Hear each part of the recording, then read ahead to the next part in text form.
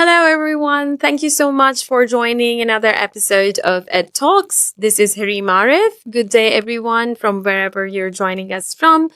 This month, we have Cristina Nicolaou with us for the episode. And she'll be talking about the CELTA courses with us. She has been a teacher trainer and a CELTA tutor for how many years, Cristina? Don't remind me. I don't know. I'm teacher trainer for more than 10 years, I would say. CELTA trainer, I don't know, 6-7 years. Yeah, so welcome on board. Welcome to our episode. Thank you for having me. Thank you so much for joining us. How are you today? All good, thank you.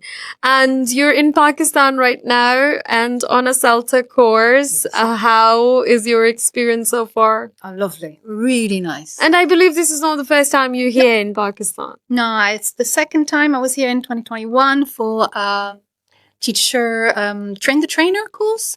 When Cambridge still had those. And then I remember, and we worked on those together as yes, well. we did. It was lovely, but then they discontinued the course, and this is my second time in Pakistan, so really enjoying it. Yeah. Heard the monsoon is starting today. Might not enjoy it anymore, but everything's going extremely well. Loving the course, everything's going. Yeah, the monsoon's pretty humid here because it's in the middle of the summer. So, but yeah, you have your air conditioning on, so no problems with that. So, tell us, what is the CELTA course, first of all? Well, what does CELTA stand for? What is it? The CELTA course is basically a Cambridge certificate. It's the Certificate of English Language Teaching for adults. So it is geared towards teaching adults. It is one of the two, if I'm correct, two certificates around the world where you not only get theory, but you get also a practical component, which means that in order to get the certificate, you have to teach. You have approximately 8 to 9 teaching practice that you have to give in front of a trained CELTA trainer, such as myself. Somebody who's been through the standardization. So every year we get standardized as CELTA trainers. So we are of the level that Cambridge requires us to be. And so the CELTA participants have to take part in those teaching practice. So they have to prepare a lesson plan, a language analysis sheet, and they have to teach. It can be 8 TPs, teaching practice of 45 minutes, 9 TPs of 40 minutes, or it can also be a mix with, normally it's 8 TPs is the minimum, but you can have like shorter TPs at the beginning and then 60 minutes TP halfway through at the end. So that's what it is. But you're never supposed to teach more than 60 minutes, I presume. Yes, if I remember correctly. Yeah. And you have to teach minimum 8. Right. Minimum 8. So all in all, you have to have 6 hours of teaching experience. Right. On top of providing that, in order to acquire the certificate, you also need to do 6 hours of observation of experienced teachers. Could be live, it could be video, but it has to be like a mix. So let's say if you want to do some video, some taped ones, 3 hours maximum should be taped, but 3 hours should be live. Live can be online. So your tutor would teach your students on the Zoom call with you. You actually are teaching real students. So your tutor will demo the lesson first. They will teach those students, and then because you've seen how to do it, then you can do it yourself with those students. Right. This will happen twice, and in total you will have around 3 hours of observation of your tutor. So we don't throw you in at the deep end. Let's just put it that way. Yes, you are always provided with what you have to teach ahead of time. You get your TP points. Right. You also get assisted lesson planning or guided lesson planning prior, the day prior or the week prior, depending on which mode you're doing the course. So you are really helped along the course by your tutors that are here to provide the support. Plus, you do have some input sessions that will give you a little bit of the theory. Right. But the same way, we don't want you to lecture, because that's not the way the Cambridge certificate works, then we're not going to lecture you on the input session. So Right. that's something also that's important. So that's approximately how it is. It's one of the rare certificates where you have to actually prove yourself as a teacher, which means that when you do have the certificate and you show it to someone, that person knows that you have already taught and have Observed. proven Yeah. that you can teach at a level that is accepted by Cambridge. Right. And you get a certificate from? You get a certificate from Cambridge. Right. So- Is it just by Cambridge? You cannot get the certificate from anywhere else? The Or the CELTA the certificate? CELTA certificate comes from Cambridge. Right. Now, you can get it through different Right. centers. You can get it through centers that are located in country. You can get it through other centers that are in another country, but they get a local center to work as their local Right. tutors. But at the end of the day, whether you do it face to face, whether you do it online, whether you do it mixed mode, which is half online, half Face-to-face. to face, you still get the Cambridge CELTA certificate. Right. And there's no difference in the certificate, or does it say In that the it is online? Or? certificate, if I remember, in the certificate, I believe there's none, but but in the provisional grade that you get from your center, it does mention whether it is online or face to face. Right. Just because, But the Cambridge certificate doesn't tell whether it's online or face to face. And I remember we did another episode with a lot of recruiters, and they said that it doesn't really matter to them whether you've done it online or face to face. on the contrary, doing it online is actually a plus at times. Because I know a lot of people have qualms about doing things online. They think that the certificate is not the same value. But on the contrary, doing it online means that you have proven yourself as an online teacher, and knowing that most classes nowadays are being given online, it gives you an edge on the job market. And Having also, I proven think that. it proves the point that you're able to use the computer and you're good with technology and all of that. So, yeah. And flexible enough. Most people do not have experience teaching online, and being able to acquire a certificate that shows that you can shows the level of flexibility that is needed as a teacher of ESL. Right. And you mentioned something about assisted lesson planning or guided lesson planning. What's that? So basically, like I mentioned, in order to get the certificate, you do have to not only teach TPs, you have to do some observation of experienced teachers, but you also have to write 4 assignments. I forgot about that. Now, when you teach, we're not just telling you, okay, you have 2 minutes, go and teach. We give you ahead of time, we give you what you're going to teach, especially at the beginning of the course. Right. The level of help and scaffolding is much greater than, let's say, at a later date. So at Right. the beginning, we tell you pretty much what to do in a written form or oral form.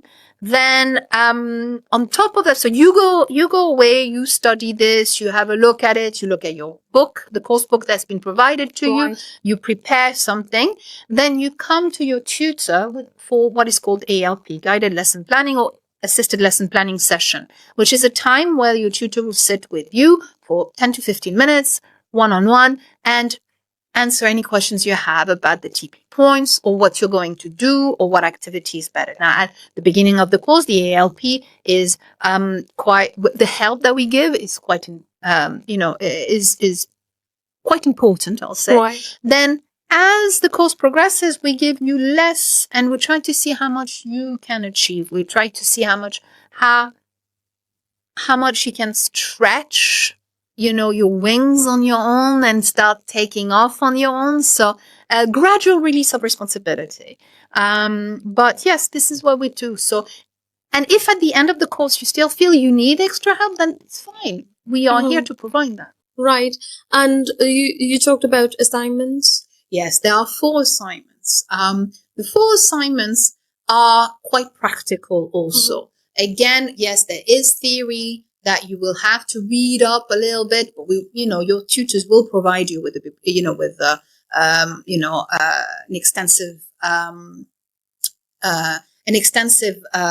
let's say maybe an online folder of books or physical library, depending on how you do the course. You will have to read up a little bit because three of the assignments require you to provide some sources. But these assignments are quite practical. There's an assignment of how basically you have to show that you can prepare a reading lesson. So it's very much analyze a text and provide some activities about that. One is about analyzing language, which is important because you need to do that when you're going to teach it. You need to know it. So that's the background kind of work. One is about being able to respond to your students' needs. So analyzing your lesson, your classroom, your students' needs, and responding to them. The last one is a very much of reflective kind of task.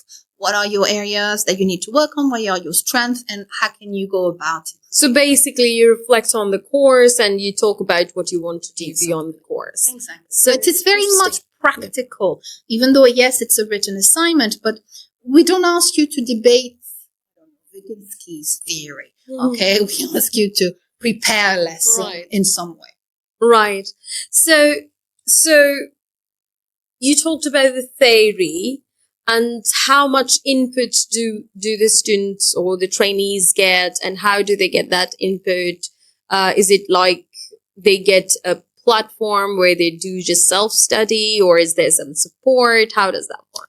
It depends. Certain courses will do the input synchronously. So basically, if you're doing it online, you go online and your tutor will provide the input on the Zoom call, and you'll be the participants and you will get the input there. If you are online, you could also get the input through a Moodle platform. So basically self-access. You have certain amount of units to go through, and the units that you go through are basically the subject, similar to what you would do synchronously. Yeah. But self-access. Or if you're doing it face to face, then you come to the classroom and they teach you. The tutors teach you. It tends to be every single day that they are approximately, depending on the number of candidates, you tend to have around 3 TPs per day. So the course is normally 12 people. And it's divided into 2 groups of 6. And so one tutor will get one group of 6, the other tutor will get the other group of 6. And then what would happen is that within that group, it's divided into 2.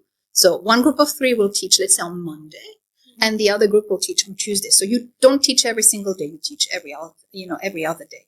So it gives you time to prepare and to do the ALP that we talked about. When you do that, so every day there's 3 TPs, but every day there's also 2 inputs. So whether or not you've taught on that day, you still have 2 or 1, depending if you're going to supplement it with some Moodle inputs. But you get approximately 2 inputs. Now, certain centers do also a flip kind of approach, whereby you do most of the research at home, and when you come to the center, you have more practical application of what you've read. But it depends on how your center starts. Right. And this Moodle thing, is it provided by Cambridge or by the center? Cambridge. Okay. Some centers that I know of in London do have, if I'm not mistaken, do have their own platform, but the vast majority of centers just use the Cambridge provided platform, which is Moodle. Right. So we're talking a lot about teaching practices. So, and we talked about how there are different tutors who are observing you and assessing you. So I have 2 questions about it. The first one is that when you're doing these teaching practices, how are you assessed or evaluated? What's the criteria? How do you know you've passed or failed, or how does that work? So basically, when you teach, each teaching practice is assessed.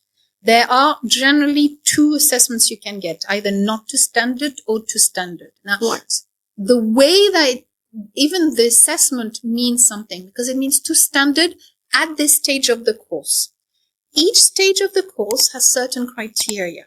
So let's say TP1, TP2, we're looking mainly at, we do have a more holistic view of it, but in the when it comes to TP1, TP2, we are mainly looking at classroom management, so the ability to give clear instructions, the ability to nominate people, the ability to set up a task according to the stages that we have provided you. Well, continuing, you have other criteria, TP3, TP4, you are looked at, are assessed according to these criteria plus others. Now, all these criteria are not decided by the tutor. These criteria have been decided by Cambridge. Right. They are all established by Cambridge. They've all been written by Cambridge, and you can find them in the document that shows your progress on the course, which is called the CELTA 5.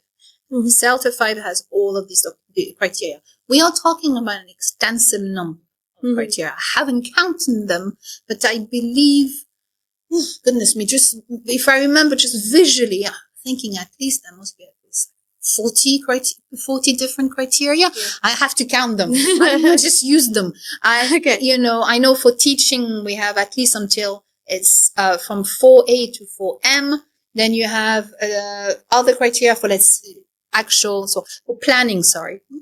Planning for planning, you've got at least from A to M. For teaching, you've got at least until G. And remember, it's okay. I wouldn't stress you. I wouldn't. That's a good question. I didn't even know. Right. So then you talked about how there are tutors who are giving you the input sessions and observing you and saying, okay, you are to standard for this stage of the course and so on and so forth. So who are these tutors? So a friend of mine has done PhD in ELT. So can she be a CELTA tutor and start, tutoring you? Can I hire her as a tutor? In order to become a CELTA tutor, you have to have had at least the CELTA or an equivalent, so something like Trinity House diploma, and you have to have Delta. So Delta 1, Delta 2. Sometimes there are exceptions, if I remember correctly, for Delta 3, depending on whether or not you've done a master's in TESOL, that would kind of offset the Delta 3 from a. So anybody who's done a CELTA and a Delta can be a CELTA tutor? You still have to show, you first of all, it's not you just decide. You have to go through a process. You have to be approved to become a trainer in training, which is basically you have to go to a center that is already running a CELTA, that has established tutors, and those tutors, one of them, the main course tutor, has to agree to take you on as a trainer in training, as an apprentice. Exactly. Right. You have to observe. You have to give also some 1 or 2 input sessions that will be observed by the main course tutor. You have to do some background. You have to do some reading. You have to do a lot of writing. Then your portfolio is sent to Cambridge, that will approve you as a trainer or not. Right. You become first not a main course tutor, you become first an assistant course tutor. And then if you've done if you've done, an assistant, you have been an assistant course tutor for I think 3, and you do have your Delta 3, then you can become, or equivalent, you can become a main course tutor. Right. So the main course tutor is the person, basically, assistant course tutor and main course tutor. The same, okay? Same level of qualification. We all have as CELTA tutors, and you know that we have to get re-standardized every single year. Right. We go on the Cambridge website and we do the tasks that they send us, and hopefully we pass. And yes, we need to prove that yes, we can still okay. Right. And we do that. So main course tutor, assistant course tutor, there are no difference. It's just the main course tutor does a lot more admin work, basically. Right. So one is not better than the other. Absolutely not. And we work in tandem, and it's really very collaborative, because it's essential in order to help the candidates better. Yeah. So And then there's, if I'm not wrong, there's an assessor on the course. And that person also assesses that the tutors are doing a mighty fine job at tutoring you.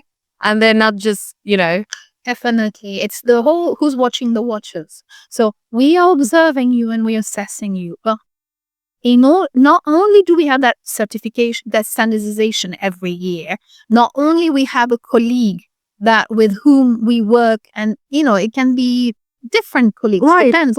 Yes, we have freelancers. A lot of us are freelancers, so we get assigned different colleagues. So we have this kind of like buddy check, but on top of it, there's an assessor that has to come to every single course in order to assess not the candidates, but to assess our assessment of the candidates.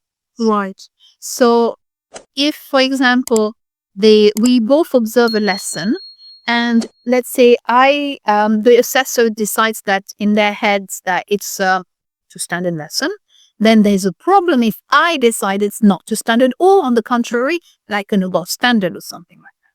So that's only there to double check that number one, we assessing properly. So they will come and also observe you observing some or two people. They will also look at the portfolio to make sure that you've assessed that writing properly, that previous TPs properly.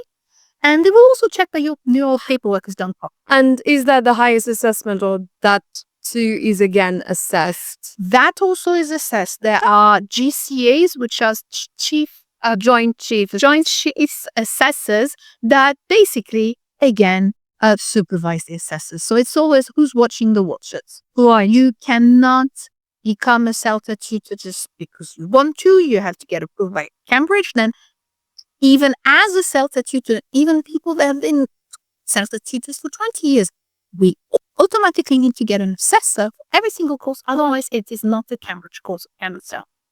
So it's so standardized. And so when people ask, okay, who are the tutors? Who did you hire as the tutors and all that? So it really doesn't matter where the tutors are from, because they're all from technically Cambridge, right? Absolutely, And they're does not matter.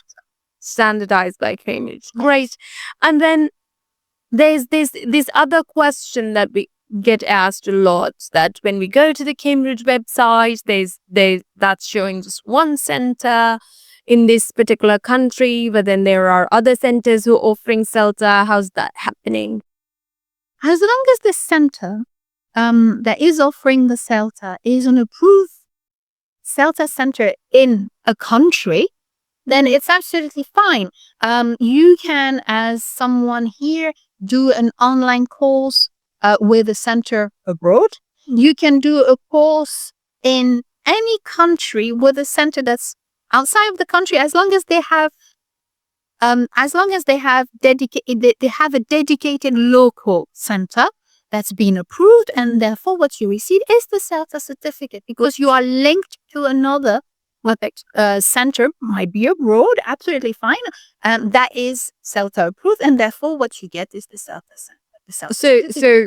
So in short, a center in country A can run a course in country B, and that's perfectly fine. Yes, definitely. As long as, again, they have been approved by Cambridge. So it's everything has been there are checks and double checks. Right. Cambridge will, if they allow a course to run, they have done their due diligence, and they have allowed the local center to, let's say, be the physical place where the TPs will take place. But the CELTA center abroad is the one that will be issuing the certificate, but it's this Cambridge certificate. Right. Interesting. So, so when you're on the CELTA course, it means that you'll pass the course? Unfortunately, not. In order to get onto the CELTA course, again, checks and double checks, you have an interview. So you have pre-course task that is given to you. But even before that, there's an application form that you have to fill in. And there's a task that you have to complete. And you have to complete it. You don't ask AI to do it. You don't ask your sister, your brother to do it, your parents. You do it because you want to be assessed on who you are. Then On top of that, you also have an interview with a CELTA tutor or someone who's been trained to provide CELTA interviews. Again, this is regulated by Cambridge. You have to have some kind of training for this, or be like myself, CELTA. So you get on the CELTA course, you fill in an application form, and then you're interviewed, and then you get on the course. But that doesn't necessarily mean you'll pass. No, So how many people pass the course? What's the percentage? How likely is it that you fail the course? generally, let's say out of 100 people that have been accepted on this, around 80% would get, around 95% of people will get the CELTA. Out of these 95%, so out of these 100 people, 80% will get a pass grade. Now, a pass grade is a very wide grade. It has a very wide range. It's like kind of the equivalent of getting 50% on the paper to 80%. So you can be weakish pass, you can be a strong pass, but on paper, you're just a pass. Right. So it is extremely wide range. That's 80 approximately. I'm giving you the numbers that I know from the cells. So 80% gets a pass. Around 10% gets a pass B, which means that you've shown yourself to be a little bit more aware of students' needs. Your teaching is, you are stronger on certain criteria in your teaching. So that's what you get. Now, 5% does get a pass A. Okay. Now, pass A, as the number shows, quite rare occasion. It does happen, but it does require you to meet, to be above standard on a lot of certain criteria. It's quite a lot. Now, that's 95. That leaves us 5. And those 5%, well, what happens is that in general, I'm giving you what I know, 4% tends to either drop out for XYZ reason or defer. They go to another course, maybe what they were online, they were face-to-face, maybe they were part-time, they were intensive, whatever. Most of the time, if you do that, then you have to pay again to be on an online. Okay. But 1%, sometimes more, sometimes it depends on the centers. But So approximately 1% to 2% does fail the course. Okay. It does happen. Those are the possibilities. So basically, there are 4 possible grades. You can get fail, pass, pass B, pass. And just because you paid doesn't mean you will get, pass. Yes, the interview process does try to make sure that, they evaluate the candidate, but it depends. But if you got your mother to do your task and or AI, because that's the case maybe. So that's what you gotta do. You've got to. So can't this be if you can get AI to do the interview task and all of that, the application form? Can't the AI do the whole course? No. Cambridge is very strict on this when it comes to plagiarism. As teachers, we understand that AI is a tool.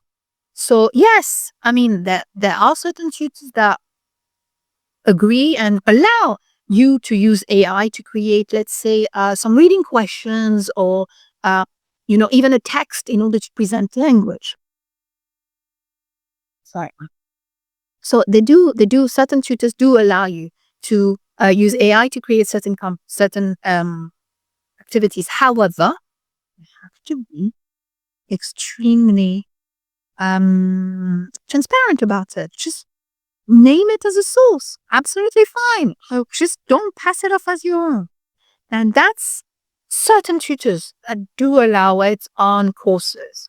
I don't think Cambridge has an issue with it that I know of, but To a certain extent. On the actual activities, to get AI to write your lesson plan is a no. Okay. To get AI to write your language analysis is a no. To get AI to write your assignment is a no. Because that's plagiarism. Right. Okay? If you get AI to write your assignment, number one, the tutors will know. They've seen you when you write. They know. So they'll also. So you can't really get away with it. You can't get away with it. And then, unfortunately, it it starts a whole process that can be quite, unpleasant, because then the use of AI on an assignment is plagiarism. Or therefore, if you are accused of plagiarism, there are candidate agreements that you have to sign prior to the course, and you can be kicked off the course. You can even be. I remember reading not long ago on the CELTA site that if you've been proven to use AI on assignments, then there's even a possibility of not being able to redo the CELTA for like 1 to 3 years. I'm not sure exactly of how long, but there are serious circumstances about the use of AI, because Cambridge is quite serious about the fact that it has to be real work. Yes, AI is a tool. You can create some questions with it. Just be transparent. On a lesson plan, you have to say this activity was created, and there's a whole way of sourcing it. So whatever you do not get AI to write your lesson plan. Do not get AI to write your language analysis, and do not get AI to write your assignments, because number one, we will find out. And number two, you'll be accused of plagiarism and might not be able to retake the CELTA, or even, number one, you might be kicked off the course. Number two, you might not be able to retake the course for quite a long time. So that I now understand that, okay, so this is such an intensive course. You have to do a lot. It's very practical. And of course, it's very standardized by Cambridge, which is one of the topmost universities in the world. And so it has quality. It means that you've done good professional development. Yeah. But that's very expensive, right? And that's an investment. So yes, you become a really good teacher. But, in terms of money, what's the return of investment? Where is it recognized? Why would I take the CELTA course, invest so much, and then what do I get out of it as a professional, other than professional development and me becoming a really good teacher? So is there any monetary gain after that? Do I get a job? Where do I get a job? Where is it recognized? Well, I mean, when you do get the CELTA, you are trained according to what is called the communicative approach, which is basically how to get the learners to use the language in a real life communicative manner. So you do become a better teacher in the sense of you do become a teacher whose priority is to get the learners to use the language in real life manner. Right. So not, where we've stepped away from grammar translation. It's more, you get your students to be able to survive using English to a certain level, depending on their level, obviously. Now, yes, you do get that. But on top of it, a lot of companies require it. It used to be mainly in Europe, but in the last 10 years, we've seen it in the Middle East. We've seen it in, in other continents also. People, even at schools, certain schools are requiring the CELTA. Now, you're going to tell me, well, CELTA is for adults. Why is it not CELTIL, for example, the young learner? There used to be a CELTIL, which was a CELTA for young learners, but this unfortunately got discontinued. There used to be also something called CELT-P and CELT-S, which was for secondary and primary. But I think that's, I'm sorry to cut you, but I think that now the CELTA certificate says Certificate in English Language Teaching to Speakers of Other Languages, and they've added a component of teaching young learners and is teaching in different contexts in the CELTA itself. That's why nowadays, because they've added this, then schools are actually asking for it. So I know of a lot of schools, let's say, because I live in the Middle East, so I know of a lot of schools around that are asking for teachers with CELTA. In some aspects, it's because some countries, it's because the teaching certificate that's been that's normally asked of teachers is not of the same, I would say, not quality, but like same depth as the CELTA.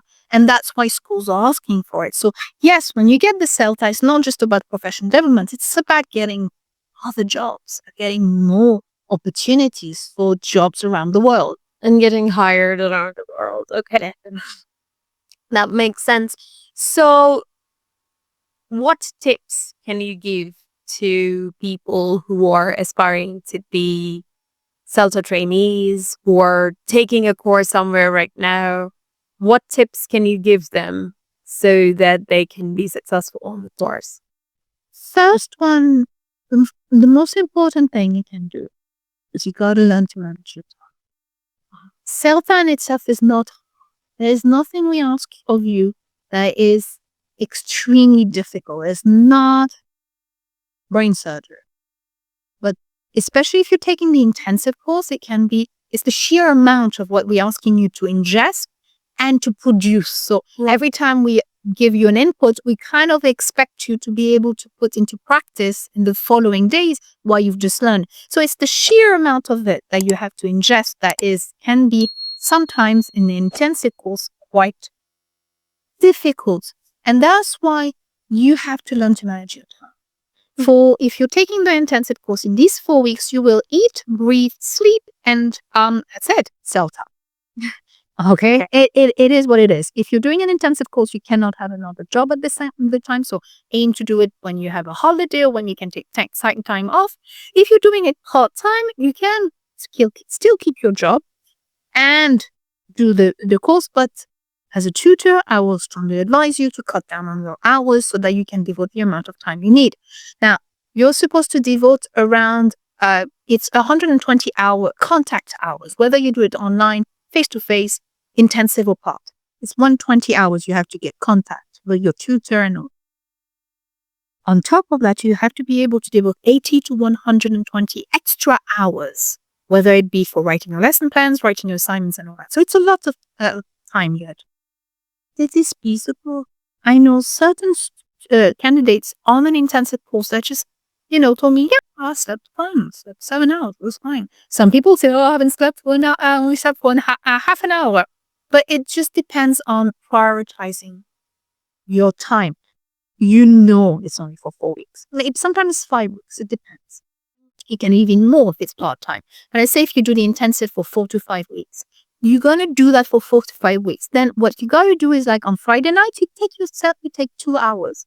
2 hours of relaxation. Then you got to go back. You got to go back to it. In the morning on Saturday, you can take half an hour of relaxation. Then you go back to it for the whole day. Right. So it's about time management and about stress management. You've got to have some strategies to deal with stress. It's going to be stressful. It's a given. Mm-hmm. Some people manage it better than others. Doesn't mean they're better. Mm-hmm. Okay, it doesn't. It's just the way they are. Okay, I don't manage stress very well. I can tell you. And my CELTA was one of the most stressful experiences I've ever had. And that was nearly 20 years ago I did myself. And I still remember it being stressful. So just learn you got to have some strategies and ask your tutor. That's the third. Number 1, manage your time. Number 2, try to manage your stress. Number 3, get the help of your tutor. Your tutor says this, do this. There's a reason. There is a reason to do this. If the tutor tells you to do this, do it. There's a reason why they tell you. Right. Especially at the beginning. Going forward, they'll tell you less and less. But listen. Your tutor says, well, I think this activity might be better. There's a reason. Right. Okay. So those will be my top 3 tips. And maybe, do you think it's a good idea to look ahead? Like, what am I supposed to do in week 3 and try to do it beforehand and so on? The problem is if you do, what happens in week 3 is normally linked to whatever happened at the end of week 2. All right. So there is an assignment, for example, that we give, which is language analysis. We tend to give it, or I tend to give it mostly when you've already done a little bit of language analysis. So it has to come after a certain TP. Right. If you want to look ahead and prepare, read. There are some books that will be recommended to you by your center. All right. There will be a pre-course reading list. Yeah. There are some staples such as learning teaching. You got Scrivener, you got Harmer. These ones, they will be recommended to you. Read them ahead of time and do the pre-course task. Every single center will give you a pre-course task. Now, the pre-course task is not assessed, but it does help you prepare for the course. Right. So this is also something you can do. don't try before the course to do the assignments. Right. The assignments need to be set up by the tutors. You need to At a certain time and so on. And So literally just read up. Read up. so before the course, we need to do some reading, the pre-course task, and that is going to help us on the course, right? Any readings that you would suggest? The one I did literally 20 years ago, learning teaching. It's like I don't want the other authors to come after me. But this is the one I've used, so I do have a certain attachment to it because I remember going back to it like not long ago as a teacher trainer, going back to it and going, because I can't remember what I was looking for, some kind of material for a reading input. So I wanted to do a kind of a loop input whereby there'd be reading about reading and doing a reading activity on this for myself that's a candidate. And I remember reopening the book and finding a pretty clear example of this. Now, there is also another book by a great tutor, somebody who really helped me, mentored me, called Mike Caitlin. Catlin is going to kill me. Yeah, Mike Catlin is going to kill. Sorry, Mike. He has published it. It is like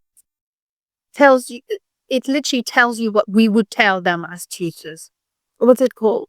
This is a very good question. I will send it to you. The Art of Lesson Planning, if I remember correctly. But Mike, don't come to me if it's the wrong title. I will find it, and she will attach, and Hareem will attach it. Add it in the description. I will add it in the description of the episode, so you will find it there. Yes.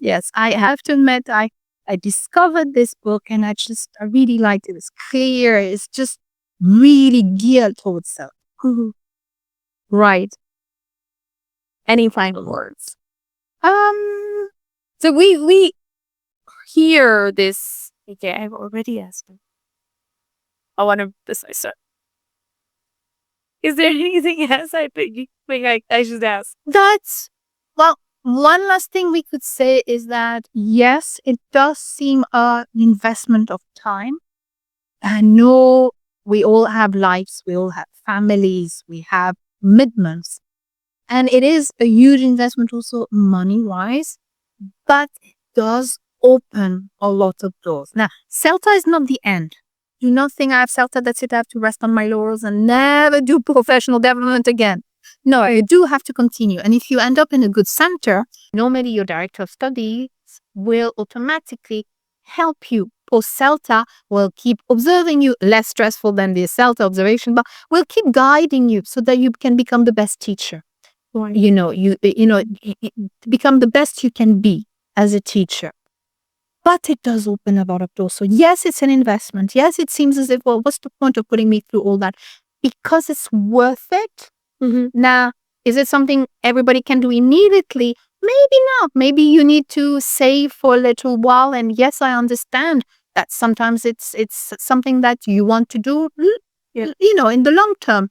But it is a worthy investment when it comes to if you are serious about going into teaching, especially on an international level. So at an international level, if I have a TEFL and somebody has a CELTA, they would prefer somebody with a CELTA because that person has experience of teaching people. And by that, because we hear a lot, it just popped in my mind that we hear this so much. Okay, are we going to have tutors from this place or that place and so on?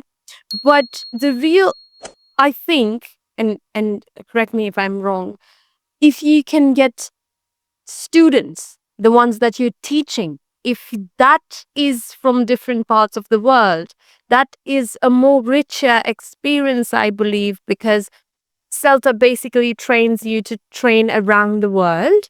And if you can be on a course where you have TP students, the students that you're teaching as a trainee, when you're a trainee, from different parts of the world, you're actually getting trained to do the real thing that you're looking forward to after the course. You get training on how to teach students from around the world. So basically, how to cater to their needs, because their L1 being different, their mother tongue being different, then they have different requirement at different levels. So you are better able to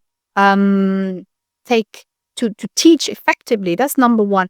Now also, you mentioned not only people worrying about the TP students, but also about the tutors. I want my tutor should be XYZ of XYZ nationality. It does not matter. We all have to go through the same training. We are all, it doesn't matter. I'm not British, I'm French. I'm a CELTA tutor, absolutely fine. So it's not about nationality. It's about if this person is a CELTA tutor, wherever that person comes from, they've been trained by Cambridge. They've been supervised by, and they are still being supervised and assessed by Cambridge. Well, thank you so much for joining us. And if you have any questions, you can post in the comments. And Cristina, I will bug her again. And you can help answer those questions. And thank you so much for joining us, Cristina. And thank you for coming all the way to Pakistan. And I hope to see you again and have, I don't know, a dinner with you or something. Lovely.